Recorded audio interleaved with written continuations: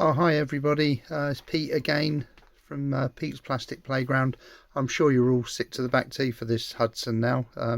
Frankly, I was quite pleased to get it done. Mixed feelings now it's done. I mean, it is a very old kit, but having said that, I really did enjoy building it. I've always said all the way along that I'm developing my skills as I go, and this is the first time I've really had a go at weathering to any extent, and also spraying on a clear finish, followed by the weathering, followed by a some matte coat, which I've never done before, but I'm not too unhappy with it. The biggest disappointment for me is, again, my Achilles heel, as I've said before, is the cockpit canopies. Not too bad on this occasion. I think I'm going to have to start using those proprietary canopies from companies like Edward that they're the masks that you can buy. I think they make for a much better finish. That prop blade on the left sticking up broke, so that's stuck on with super glue at the moment. Probably wants a bit of paint touching in on the join. But again, the other major problem I've got with it is the blooming the joint on the spine between the two fuselage halves is visible.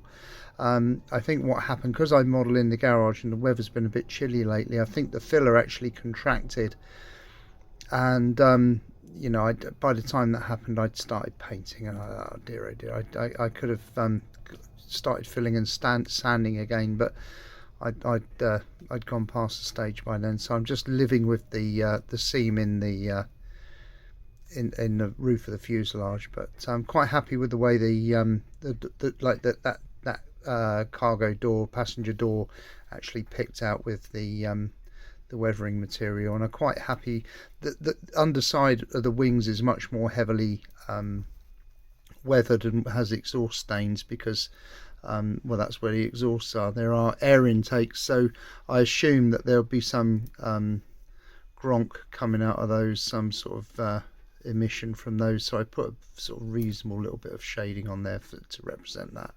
Maybe I'm wrong, I don't know, but just assuming that in a maritime environment, the sea would be the air would be fairly grubby with particles in the air and so on, so oily grime all down the aircraft. So it's been well used. It's in an action situation. Another thing that I am really happy about actually on this one is the way the decal sat down onto the rivet detail on the aircraft. That I'm really chuffed with. So I'll probably try and get a close up on that, as you might like my turntable that I'm using. It works very smoothly, doesn't it? Because out of shot you can't see my fingers turning it around. But anyway, there's the decal sat into the wing. I'm going to move the camera, see if you can sort of see that in any detail on there. See the way that's settled in. Look at that. Isn't that brilliant? I've put it a bit too far down near the aileron port. That's a mistake I've made. I should have moved it up a bit, but yeah, it's just error on my part, I'm afraid, but it's done now. So the other side's not bad. Let's set the camera up again. Yeah, so there we are. That's I'm calling that finished now. I'm going to move on to something else. I mentioned yesterday that I've been invited to take part in a group build. I think anybody can do it, but it's on Twitter, and with the hashtag PTOGB, Pacific Theatre of Operations, and the rules are it's World War II, or just prior to World War II, I think, and up and onwards. So I've more or less decided to do my Mitsubishi Dyna. Again, it's another old Airfix kit, similar to this really, a twin-engined medium attack bomber really.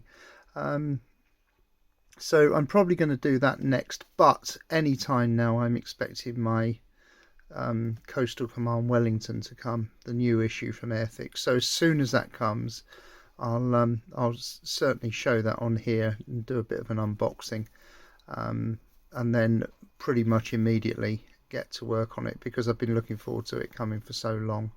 So anyway, I'll sign off now. A fair bit from me this weekend so far, so makes up for going missing for a couple of weeks, I suppose. Thanks for all those that have commented so far. Very, very kind of you. I'm going to make time to look at everybody else's channels before long. There's that line going up the fuselage. Look, what a nightmare.